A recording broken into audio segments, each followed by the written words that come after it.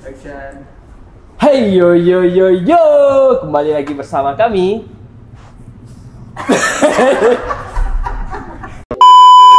Hey yo yo yo, kembali lagi bersama kami dalam program G-Class dengan saya Wisnu dan saya Bang Apin.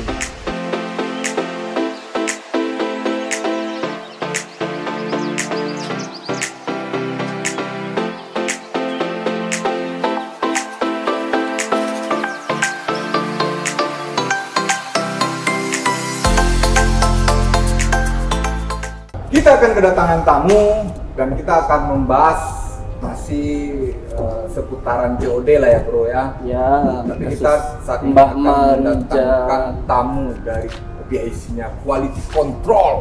Apa itu Quality That's Control right. bro? Quality control.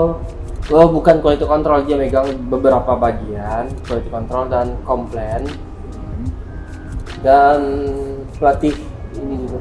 Nanti gym. Oh, Nanti gym. Oke. Kita panggil nggak nih? Ah, Panggil nggak? boleh. Cara lu manggil, Bang? Kita panggil saudara kita. Ideal. Keren masuk aja. Teng. Langsung. Kenalin diri dulu bro. Oke, perkenalkan saya Manis, Ideal manis. dari divisi Comply. Oke. Ada lagi yang mau ditanyakan? Nggak tahu, lu pulang. Terus. Cuman Ya. itu megang cuman komplain doang. Oke, dari divisi Comply ini tim saya ada totalnya 6 tim, yaitu ada Quality Control, Nafsuan kalau lihat dia. ada Outgoing, Incoming, dan Gateway. Kemudian ada Call Center, ada Call Center Inquiry, Call Center Complaint, dan Customer Service. Apa aja sih? Lu jelasin dong, Sat. Nah, jadi di sini kan ada nih dua kategori besar. Pertama, quality control dan call center. Nah, di quality control ini berarti lebih fokus mengontrol setiap kualitas baik barang incoming maupun barang outgoing. Ketik pleset Nah. mengkontrol ya. Iya, kontrol. Nah, jadi incoming ini apa sih? Incoming ini berarti barang masuk dari luar Sumatera ke Sumatera Barat. Nah, itu namanya incoming. Nah, Oh. baik itu barangnya yang COD maupun non COD. Nah, biasanya tuh ada tuh beberapa barang yang rusak, yang hilang atau lainnya. Nah, sedangkan yang outgoing berarti mengontrol barang yang keluar dari Sumatera Barat ke luar Sumatera Barat. Oke. Kita kan ini nih bahas sebelumnya kita pernah bahas sama Bro Apin itu tentang COD. Ya. Kasus-kasus COD yang lagi Fly. Iya. Yang baru-baru ini ya. Beberapa hari kemarin juga ya bro ya. Lagi Iya. nih. Jadi sengaja kita datangin dulu. Jadi kita mau bahas COD ini. Lebih kayak komplainan ya masalahnya kan gini. Ah. Ini case COD Ya, gitu ya, kan. ya. Mereka komplain. Nah, lu kan bagian komplainan pasti bakal pernah dong yang nemuin Iya. customer yang komplain by phone atau gimana pun. Iya. Master of the complaint. Yes. Mana S1 perkomplainan. satu Oke. S3 lah. Satu lah. Style. Oke, lanjut, Bang.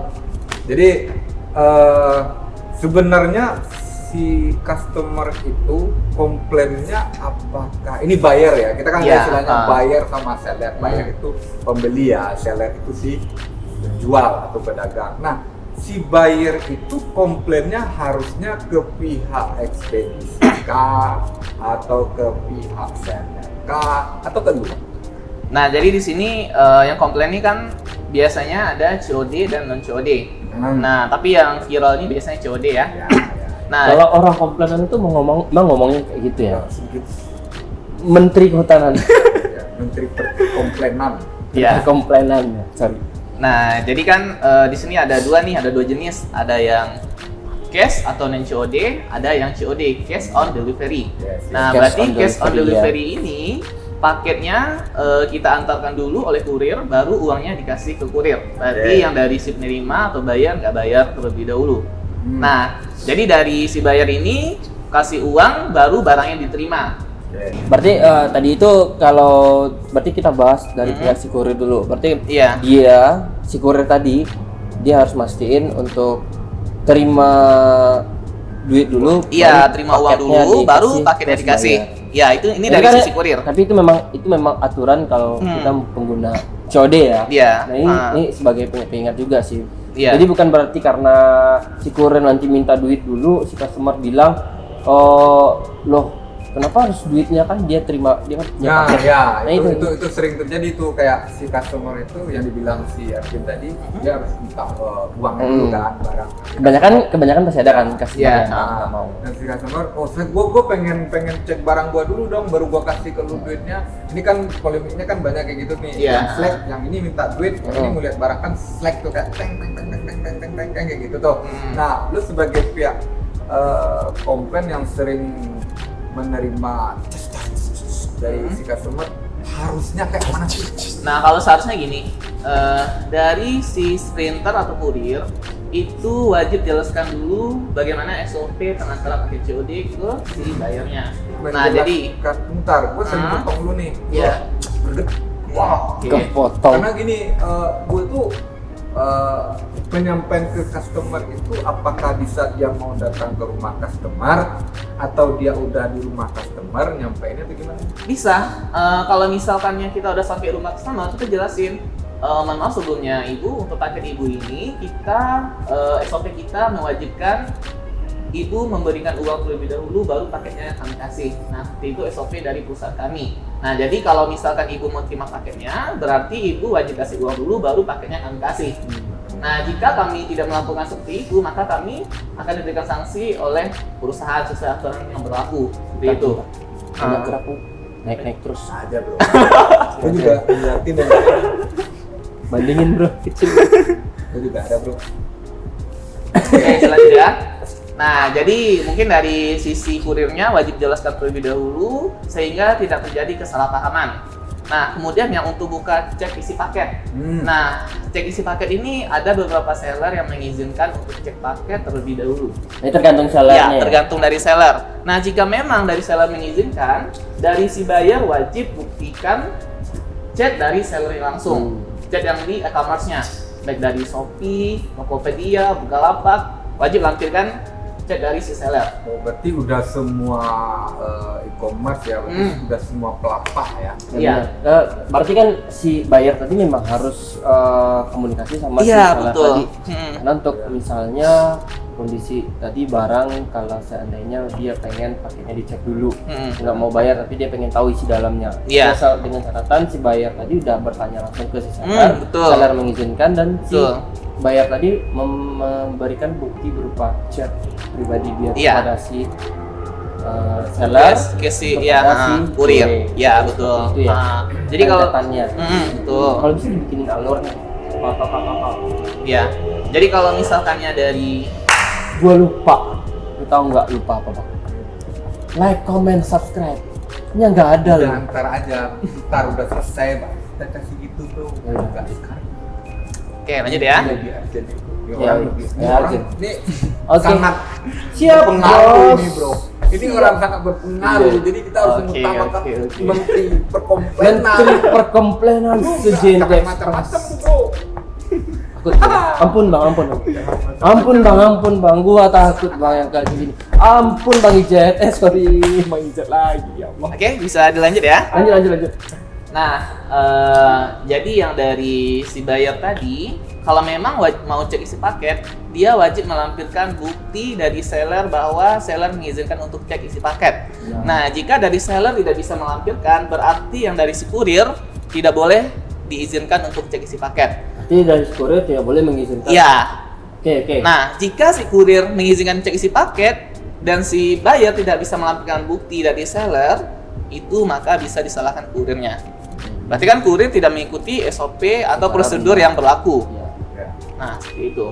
Oh berarti harus benar-benar disampaikan oleh semua kurir ya. Iya. Mungkin kalau gue sih seharusnya punya saran nih untuk teman-teman kurir. Bagusnya kalau barang-barang COD itu sebelum lu berangkat ke rumah customer lu kasih tahu, lu telepon, benar nggak? Iya, Telepon dulu nih, betul. telepon Bu. Ini kita ada paket atas nama ibu ini benar ya Bu ya, benar ini barangnya COD ya. Iya. Kita memastikan nih Bu kalau COD itu kita tidak bisa ibu ngecek paketnya kalau tidak Bisa lah, bisa. tidak bisa ibu melakukan pengecekan paket kalau uangnya nggak ada. Jadi ibu harus nyiapin uangnya dulu nih bu, benar nggak? Iya. Jadi nanti kalau seandainya barang tidak cocok bu, ibu bisa komplain langsung ke sellernya. Iya. Benar, Bu benar. sarannya sih saran aja bro, Iya. bukan ganggu kerjaan lu bro, Iya. saran aja. Oke. Gitu. Ya, ya kalau semestinya ya seperti itu ya. Dari si kurir wajib konfirmasi terlebih dahulu ke penerima atau buyer. Nah, baru paketnya diantarkan. Nah, takutnya pas kita langsung datang, terus si buyer yang ada duit, dia mau cek isi ternyata nggak dibayar. Ya, itu problem. Nah, sebenarnya iya. problemnya itu sih. Dia sebenarnya nggak ada duit. Sebenarnya bagusnya sih sebelum sosok pesan barang, Iya. COD, mungkin kira-kira pas barang datang duit bisa datang. Iya. Turun dari langit. Ya. Langsung Nah, sebenarnya berapa COD itu kan bisa. ada untungnya juga ada ruginya. Iya. Ya, untungnya mungkin bagi si customer yang mungkin tidak bisa melakukan transfer Iya. mungkin dari wilayah yang jaringannya susah untuk transfer. Customer yang punya anak Ya. kecil. Jadi mereka menggunakan COD untungnya. Nah, ruginya mungkin ketika proses barang pengecekannya aja mungkin ya. Iya. Barang. Ya, gugur karena kan ya namanya juga orang awam ya. Gua Iya. pengen lihat barangnya dulu, kalau nggak cocok ya gua rugi dong ngambil. Nah, itu sebenarnya dari printernya itu harus bisa juga dong edukasi ke si. Iya, betul sekali. Ya sebenarnya sih inti permasalahan yang sering terjadi di lapangan ini kurangnya edukasi dari kurir ke bayarnya. Nah, seharusnya kan sebelum paketnya diberikan itu pertama kita dari kurir wajib minta uang terlebih dahulu. Nah, kemudian kita jelaskan prosedurnya. Nah, jika memang paket sudah diizinkan oleh seller, baru diperbolehkan untuk cek isi paket. Nah, jika dari seller tidak mengizinkan, maka kita tidak boleh cek isi paket. Nah, jadi jika barangnya sudah diterima oleh si buyer, kita jelaskan uang tidak bisa dikembalikan. Jika terjadi kerusakan atau kecacatan, dari si buyer bisa langsung komplain ke seller. Dan prosedurnya pun udah ada. Kalau misalnya isi rusak, bisa di-return ke si sellernya. Ya. Nah, bisa diganti barang baru atau bisa dikembalikan Dalam ke bentuk. Shopee Pay dalam bentuk Shopee Shopee Pay. Pay. Nah, seperti itu. Kalau itu e-commerce. Ya, e-commerce ya dalam bentuk Shopee Pay. Nah, ini kan kita juga ada tuh e-commerce kan memang udah lama program COD dan segala macam. Nah, sekarang kan kita juga ada yang namanya dari itu kan udah ada yang namanya VIP customer juga. Iya. VIP customer kan juga ada yang COD itu. Mm-mm. Nah,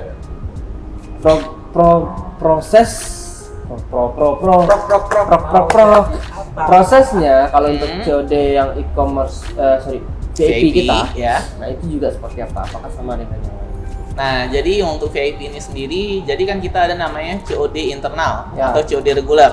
Nah, COD reguler ini mewajibkan untuk customernya itu harus menjadi pelanggan VIP. Berarti VIP itu bayarannya seller, bulanan. Ya, yang Bagi seller. Bayarnya bulanan. Beda sama cash yang langsung dibayar. Untuk Nah, penerimanya gimana? Iya. Jadi kalau misalkannya untuk prosedurnya kita sudah ada perjanjian dengan si customer. Ya. Jika ada kerusakan atau kehilangan, kita berlakukan sesuai SOP yang berlaku. Contoh nih, dia ngirim HP baru, paketnya COD harga 3 juta. Nah, dalam 3 juta ini paketnya kalau baru pertama wajib diasuransikan.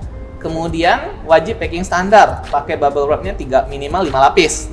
Nah, kalau bisa dikasih packing kayu. Nah, jika dalam perjalanan terjadi kerusakan, maka bisa diklaim asuransi. Nah, jika dari si seller tidak mau untuk diasuransikan, maka untuk pergantian itu hanya 10 kali ongkos kirim. Sama dengan pergantian seperti itu. Iya, seperti biasa. Nah, jadi di sini kita sebagai drop point atau kantor cabang, kita wajib menjelaskan ke seller VIP-nya terlebih dahulu. Jadi kita sebelum menjadi customer VIP dari seller ini, sudah ada persyaratan dan sudah dijelaskan bagaimana untuk prosedur pengirimannya. Nah, jadi kalau misalkannya VIP, jika terjadi nih kehilangan atau kerusakan, nah maka pergantiannya sesuai asuransi atau non asuransinya. Nah, jika ada kejadiannya seperti yang baru-baru ini viral, maka dari si buyer itu juga bisa langsung komplain ke sellernya terlebih dahulu. Nah, tapi yang dari si kurir wajib menjelaskan bagaimana prosedur yang tadi, apakah dari si kurir sudah menjelaskan, dari si sellernya ini boleh cek isi paket atau tidak. Jika memang si seller mengizinkan, maka wajib lampirkan bukti dari seller mengizinkan cek isi paket. Oke. Nah, Nanti perlu kita ingatkan teman-teman kurir ya, yang mungkin khusus untuk JNT ya. Iya. JNT Express ini teman kita yang dari call center, Pak Aidil ini juga dari polisi ya, sudah edukasi mungkin. Bapak Menteri Perkomplanan. Berkomplainan, Mr. Aidil Kartanegara. Jadi mungkin untuk teman-teman kurir juga harusnya kalian edukasi juga nih ke si ke si pembeli, si buyer, untuk ngasih tahu, Bu, ini COD barangnya nggak boleh dicek dulu kalau nggak ada uangnya. Nanti kalau ibu komplainnya ke seller langsung. Gitu. Nah kalian kadang-kadang nih ada beberapa juga sih, kita tidak menyalahkan ya, tapi ada juga yang miss mungkin dari kurirnya ya bro ya, miss dari kurirnya langsung, Bu, ini ada paket barangnya COD harganya sekian. Nah dia lupa nih untuk edukasi, mungkin dia lupa karena perjalanan ya kan. Iya betul. Kita bukan menyalahkan pihak, dari si kurir, kita juga bukan menyalahkan pihak dari buyer maupun seller, cuman harusnya si buyer juga bijak dong. Iya. Harus bijak juga dong, harus paham juga dong. Budayakan ini sih, karena kita budayakan membaca. Iya, atau betul. mempelajari atau memahami. Ya. Deskripsi kan, karena setiap belanja dimanapun kalian mau belanja, deskripsi awal itu yang paling penting. Iya. Iya. Sebelumnya kita bahas sebelumnya ya. Kita flashback nih Iya. yang sebelumnya. Deskripsi awalnya. Kita harus deskripsi barang yang kita beli itu apa, terus ulasannya seperti apa, pernah nggak komen-komen dari orang yang beli sebelumnya. Terus kita juga untuk kaum COD juga harus lihat, oh ini pembelinya udah sekian ribu banyak nih barangnya. Iya betul. Karena kan ada si pembeli ini, oh barangnya bagus udah beli. Dia nggak teliti. Check Itu out. saran dari kita. Check out. Karena kan keranjangnya doang yang penuh nih. Iya. Check out. Ya jadi ya kita sebagai buyer ya juga harus pinter lah. Kayak kasus, kayak ada lagi kan yang baru viral juga kan, yang belanja anaknya, malah minta bantuan pada orang tuanya untuk bela diri, seolah-olah dia nggak salah. Oke lah, Iya. next lah. Ya tanggung jawab lah, kalau lu udah beli barang COD lu harus tanggung jawab. Lu harus tanggung jawab, lu jangan bebanin orang tua lu. Terus juga gini, dari komplainan customer juga, saya pernah nangkep nanti gini. Kalau ini kan dia periksa barang salah, terus ngomel ke kita, terus yang disuruh buat komplain ke seller malah kita, karena kita yang kerjasama sama seller. Nah itu tanggapan kita bagaimana dan penanganannya juga harus seperti apa? Kalau misalkan minta bantu itu bisa. Nah, jadi kita ini dari divisi komplain kita bakal minta bantu juga sama Jenti Asal. Nah, jadi nanti dari Jenti Asal akan menghubungi langsung ke sellernya jika dari si buyer tidak bisa mengatasinya. Ini balik lagi sih ya untuk si buyer. Kalau memang caranya baik-baik, mau minta bantu ke kita, mau bantuin untuk komplain ke sellernya ya, Bisa. nah, kita masih bakal bisa Iya, bantuin. bisa. Ini kan case yang kemarin yang baru juga, itu si buyernya kok udah marah-marah, dia udah buka isi paket, udah komplain keras gitu, duit udah ditanggungkan ke si siapa namanya, si kurir tadi kan, kurir udah mau ganti dan segala macam, disuruh ganti kurir. Terus dia lagi yang kesal marah, ya udah kamu aja yang ganti, kamu aja yang komplain ke seller. Jadi intinya si buyer kalau mau komplain sok ke seller, kalau mau minta bantu ke pihak ekspedisi boleh. Ada juga nih prosedurnya berarti. Pertama ya lu para buyer juga nggak boleh asal, walaupun kita sebagai ekspedisi maupun teman kita itu sebagai kurir, jangan dibentak juga. Kalau kita bantu mah baik-baik kita bantu. Tapi kalau kasusnya seperti itu, udah barangnya dibongkar nggak mau bayar, terus ngebentak si kurir, minta suruh tolong, ya siapapun manusia juga keberatan. Betul. Triple kill. Gue nggak mau ngambil barangnya, gue juga nggak mau ngasih duitnya, misal contoh ya. Tapi lu tolong dong bantuin gue komplainin ke seller, itu berarti bisa dong. Yang dari si buyer ini, jika dia sudah memahami prosedurnya, setiap paket yang tidak sesuai itu uangnya dikembalikan. Jika dia belanja di e-commerce. E-commerce seperti ya. Nah, kecuali memang tempat seller lu belanja itu emang nggak jelas, penipu dan jelas. Tapi resiko, walaupun penipu, resiko itu namanya resiko belanja online. Betul. Cuman untuk e-commerce yang terbaru atau yang tahun 2021 ini, semua kerusakan dan kehilangan itu akan diganti oleh e-commerce-nya. Betul sekali. Walaupun sellernya penipu. Makanya juga disaranin sih kalau mau belanja online itu ya inilah e-commerce. seller. Nah, gue Iya. sering belanja juga gue. E-commerce yang terpercaya. Benar. Cuman sebenarnya e-commerce itu sih. Ya, karena e-commerce sebenarnya terpercaya. karena ada juga belanja online kan kayak dulu ya Bang tahu kan. Iya. Facebook klik udah nyampe kalau belanja. gue nggak aku. Ya. Nah, itu kan banyak penipuan. Betul. Ya. Nah, buyer atau penerima yang suka belanja COD, biasakan belanja di e-commerce. Jangan belanja di Facebook atau WA. Berarti Oke. langsung buka link e-commerce-nya Oke kayak. Bang, Iya. durasi Bang. Oke. Durasi. Ini kan kita bahas tadi kan udah bahas panjang lebar tuh komplainan segala macam dan semacamnya. Berarti intinya gini aja sih. Intinya maksudnya inti pertanyaan kita, penanganan komplainan itu sebaiknya seperti apa? Alurnya aja. Alurnya dari kita ya. Nah, kalau misalkan ada yang isinya tidak sesuai, contoh nih dari si buyer belanja isinya nggak sesuai, uangnya udah dibayar, pas dibuka ternyata isinya nggak sesuai. Nah, itu dari si buyer bisa komplain ke seller. Jika seller tidak ada tanggapan, bisa minta tolong ke JNT terdekat. Jadi kita dari JNT terdekat nanti akan infokan ke bagian komplain, nanti kita bakal proses untuk pencairan dananya. Nah, jadi yang untuk paketnya tersebut biasanya akan diprintkan resi baru dan paketnya akan di-return ke sellernya langsung biasanya. Nah, itu ada dua pergantian. Biasanya dari seller ganti barang baru atau uang ya. atau kembalian pakai Shopee Pay jika Shopee Pay. ya. Kalau Ya. itu e-commerce ya. Ya, e-commerce. Pergantiannya pakai Shopee Pay biasanya kalau e-commerce. Nah, seperti itu. Berarti kita bisa membantu buyer lah ya. Kita Iya. bisa bantu buyer asalkan ada prosedurnya, si buyer tetap bayar. Nanti kita bantu. Iya, betul. Prosesnya. Jadi Nah, gimana? buyer jangan, kalau untuk e-commerce buyer jangan mana pembeli jangan cemas. Kita bantu nanti uangnya mungkin bayar melalui Shopee Pay, mungkin nanti barangnya diganti dengan yang Baru. Nah, pokoknya jangan sampai ada slack. Kita bisa bantu gitu loh. Ya kalau mau hubungi ke call center kita ada nanti di sini ya. Iya. Ya. Ya, kalau mau kontak call center Iya, bisa di di mana? sini ya. Sini. Situ. Ini. Nah, terus tips sama trik sama tips belanja online yang bagus nih dari Mr. of Complain-nya. The King of Complaint. Oke, King paling of tips dan trik belanja online itu ya pertama kalau memang kita belanja di e-commerce, coba lihat dulu tokonya. Nah, itu apakah tokonya itu ada pembelinya minimal itu 10 orang. Kenapa minimal 10 orang? Kalau misalkan udah lebih dari 10 orang pasti barangnya berkualitas gitu. Nah, jangan membeli barang itu dari yang pembelinya masih kosong. Kita konek gini. Karena rata-rata kalau pembelinya belum ada, biasanya sellernya kadang ada yang melakukan penipuan. Kita nggak tahu ya. Karena rata-rata, dan saya pun nih belanja itu kalau misalnya contoh kita belanja di Shopee, pasti kita pilih itu yang mall atau Star. Star atau mall. Nah, itu biasanya atau minimal 10 yang sudah belanja 10 orang. Dia yang sudah terjual. Kalau gua sih, bro, gua lihat ulasan. Iya, nanti betul.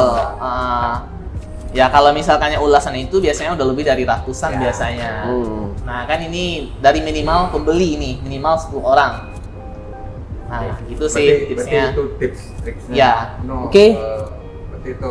Itu ya tips dan triknya dari Master Ya. of Complaint. Nah, satu lagi nih, kalau misalnya belanja itu coba deh baca deskripsi Banyak yang kan, dijual oleh seller. Iya, deskripsi. Deskripsinya. Deskripsi dari si seller itu ada biasanya kalau misalnya kalian belanja di e-commerce itu ada di bawah, bagian bawah. Makanya kalau mau check out scroll dulu ke bawah. Iya. Description. Jangan asal check out. Kalau ada yang bahasa Inggris e-commerce-nya description tulisannya ya. Ya, description. Jadi di sana itu tolong diteliti dibaca. Kalau nggak tahu bahasa Inggrisnya ya udah searching Google. Tat segala macam. Nah, Hanya sekolah. ya. Oke. Jangan gitu, Bang. Oke, terima kasih nih buat. Oke. Thank you, Mas Siap, Bro si. Nama lu siapa tadi? Ideal. Gini Thank you buat Mr. Ideal. Bentar. Kalau karena ini spesial juga dari Iya, lihat. menteri. Lu gini dong, Bang. Lu gini. Gini. Dapur apa? Ayo gini, foto-foto buat foto. Foto. Ini ya. Oke, thank you buat Bro Ideal yang udah membantu kita untuk edukasi masalah COD ya, Bro ya. Yes. COD. Thank you banget. Thank you. Oke. Dalam Yo. program G-Class. Ya, Diingatin lagi ini program kita G-Class. Genti Class. jangan bosan-bosan ya. Jadi. Oke, Kita siap, kamu siap, siap. Di kelas kita. Kalau Ya. bisa lu cukup sekali aja datang. Kalau besok Nggak usah. Kita pasti cari tamu yang lebih tidak menguntungkan lagi. Enggak lah. Udah. Tuh, branding udah. Oke, terakhir jangan lupa untuk like, subscribe, And comment. komentar, Komentar. bang, kasih komentar. Komentar buat dia doang. Buat kita berdua. Ya, boleh. Atau mungkin mau ada yang mau bisa. Kalau ada yang mau, tanya gitu loh. ya kalau ada yang mau komplain bilang hostnya mau diganti, ya nggak apa-apa hal nanti. Enggak, kalau gua orang pertama dicari loh. Orang pertama dicari gua. Oke, thank you very much. Nanti kita ketemu lagi di kelas selanjutnya. Dah, Oke. bye. Oke, Salam. thank you.